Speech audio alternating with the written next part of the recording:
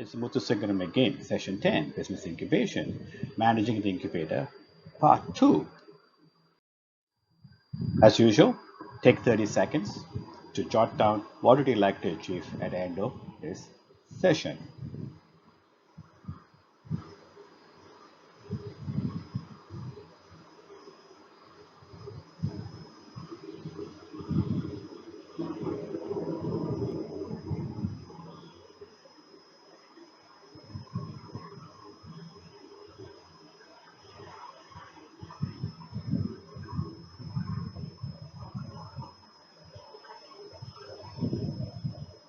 Managing the incubator is demanding and challenging role. On one hand, managers need to be careful to manage the day-to-day operation of their incubator in order to meet the financials and marketing target. On the other hand, incubator managers need an entrepreneurial mindset in order to facilitate the development and growth of products, services, and businesses in the incubator. These goals are sometimes difficult to balance, so the incubator manager has to be able to balance these two in order to make sure the incubator is successful. Now, what are the primary objectives? The two parts. One of them is for the operation of the incubator, and the other one is the human resources. We need to focus on both to ensure successful operation of the incubator. What are we looking at the operation management cover point? First of all, you need to be achieving quality, and then you need to audit the quality. You need to control the physical resources you have. You need to plan and control the work. You need to understand quality. Add an introduction. Quality makes the difference for your incubator. If you don't focus on quality, your incubator will not be able to produce the desired results. Now, what are the human resource management you require? First of all, you need to be able to appraise their performance. You need to do the job analysis. You must have descriptions, specifications, and standards so the people who work in the incubator are able to understand their role, their specification, and standards. We need to recruit, use job searchers and selection. The owner manager and the human resource functions. Wages and salary system we need to ensure is in place. So this is what human resources of incubator is about. And of course, the toolkit should offer to the SMEs one. You should be able to offer them business templates, forms, free business software, online training, self-assessment exercises, quizzes, resources. All this you should be able to offer to your incubator. Moving from there, the human resources can be divided into 8 subsections. First of all, how do you compensate and benefits you provide to these people? Next, compliance and policies, how these people will have to work. Next, are they contractors, consultants, temporary workers, the roles of these people. You need to have employer insurance. You need to make sure you have employer management. Payrolls must be done properly. Recruiting and hiring and termination, all these are related, and you need to make sure all these are in place. Internal organization of an incubator. An incubator must have an organizational culture so it will be able to build upon it. It needs to have a legal structure, which we spoke about in the earlier sessions, and you sometimes need to restructure issues. So a incubator, just like any other company, has to keep driving to become better and better and better. Now, operation management includes you need to do billing, invoices, your activities you need to look at, your regulations you need to look at, monitoring the management of the incubator operations. All this is completely important and very, very the core of an incubator, the operations itself. Now, in terms of billing invoices, first of all, you need to do your rental services if you're charging rental. If you're not, then nothing to worry. And then you need to be billing for common services and hot testing. Depending on all this, billing will depend on what your incubator is going to do. Many of the incubators today don't do billing as such, they just take equity stake, which makes it simpler. So this is eliminated altogether. However, saying that, then they'll have to be able to generate income from elsewhere in terms of grants, donations, CSR funding, and so on, because you're not generating income until it'll take 3 to 5 years before your equity actually materializes. Now, in terms of internal regulation, you need to have an upper limits fixed for each startup, how much they can use and how long they can stay. You need to be able to manage the parking facilities, You need to look at telecommunication, broadband, infrastructure, equipment, and also the entire look and feel of the incubator is of importance, because the nicer it looks, the better people can work, as it is all about having very deep technology thoughts and so forth. So a comfortable environment would help them do better.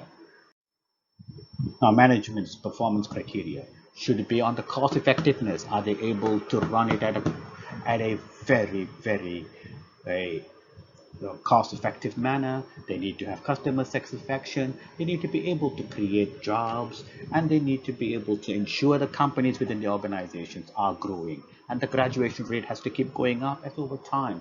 So this would be your management performance criteria. If all this is going up, you are doing a great job.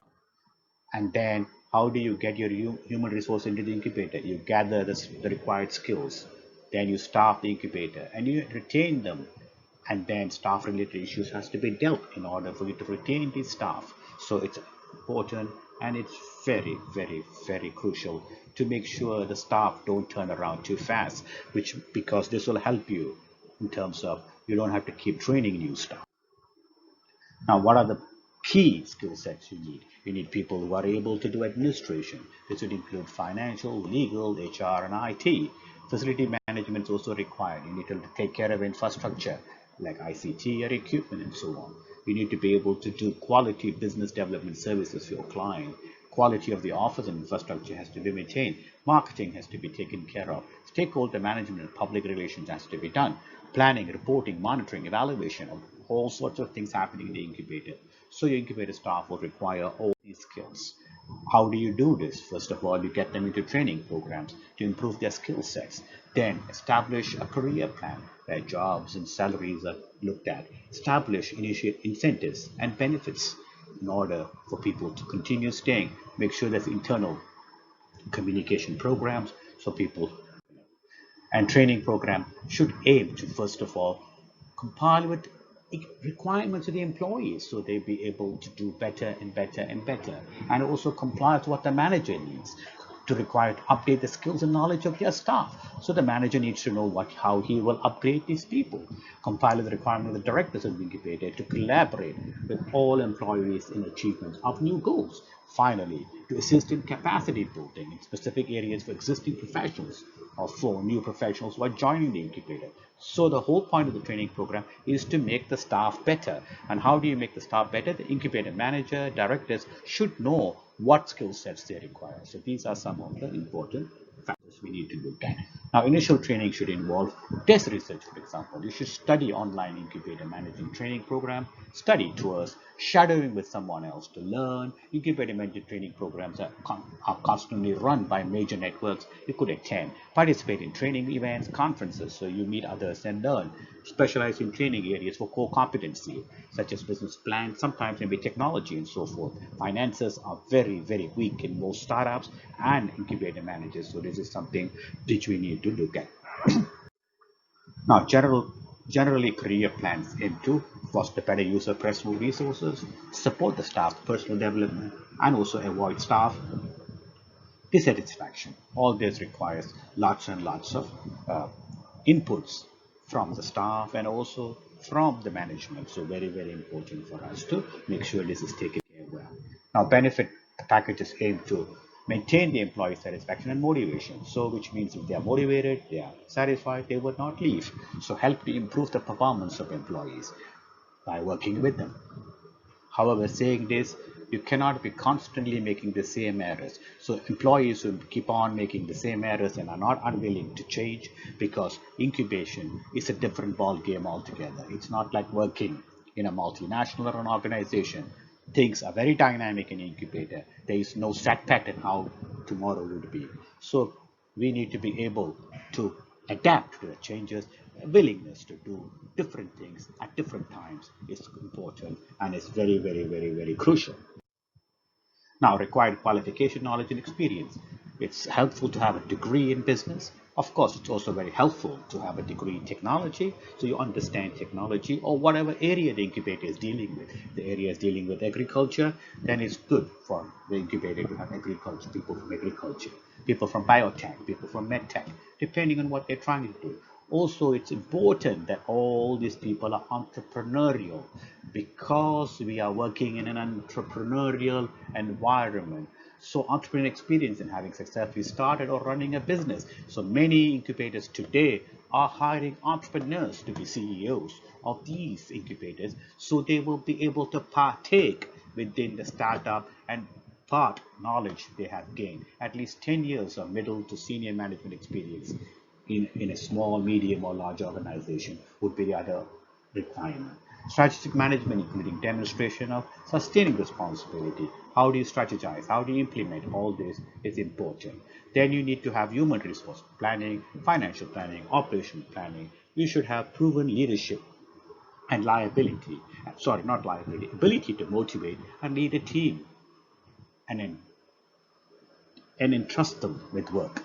And fluency in English with the ability to speak, read, and write is important. So this would be advantage. And a local language if you are from an area where local language would be of value. And then how do you make sure and demonstrate the personal attribute? First of all, they should be highly motivated, energy, and they should be self-starters. They should be commercially minded with an entrepreneurial approach, innovative problem solvers with tenacity to find solutions under trying conditions, visionary with both benefits, flexible and out-of-box thinking, determined and tenacity to follow an issue through, to resolve, confidence, self-sufficient and result-oriented, sincere, trustworthy, and capable of networking and building a relationship with people. Now, as you know, many people will not have these skill set. So this has to be cultivated. Make sure we look for people who are able to do. They should be articulate in negotiation with excellent communication skills with individuals and problems. Sorry, individual and groups. Excellent interpersonal skills. They should have all this to ensure they are doing a good job. Now, business incubators, deputy managers initial, the person who's below them, is to make sure to assist the manager to develop the initial plan of the incubator, implement the plan every year, assist the incubator manager in applying good incubator practices. This could be processes, growing client numbers, access to finance, networking and graduate clients, access in building and management of stakeholder relationship. All this is important and so crucial. Now, what is next? As usual, what is you need to identify your key takeaway from this lecture. How does it relate to you, and how are you going to share with the community at large? So the whole idea of these videos which I'm making is to make sure we can share our knowledges with others and build better ecosystem wherever we are. And as usual, we have made references to InfoDev Business Incubation Toolkit, so we acknowledge that. As always, you know how to contact me. My email is muthu.singram@amazon.com. My telephone number is there. There are a couple of books on Amazon, which you put in my name, it'll come up. And obviously, you know my YouTube channel, which is on this. I once again thank you for your participation. I'll be back next week with the next session.